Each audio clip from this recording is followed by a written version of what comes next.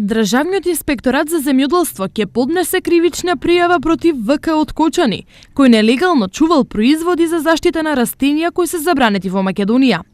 Кај него се пронајдени едно пакување од 16 литри Тренд 20S и 9 пакувања Кракс со турска декларација. Нелегално поседување на забранети производи за заштита на растенија кои спаѓаат во групата на опасни материи кои се пласираат на пазарот и употребуваат, како и нивни активни супстанци кои се вклучени во производот и не се одобрени на територијата на Република Македонија, е спротивно на Законот за производи за заштита на растенија и спротивно на член 232 од Кривичниот законик. Се наведува во соопштението од Државниот инспекторат за земјоделство. Според агрономите, доколку насадите, особено оризот, се третира со производите кои инспекцијата ги пронашла кај кочанецот, последиците може да бидат многу опасни. Делувањето на овие препарати, производителите самите знаат дека предизвикуваат ожеготини, успорување на вегетацијата кај оризот, намалување на приносот. Оние кои што користеле такви хербициди, прво имале оштетување во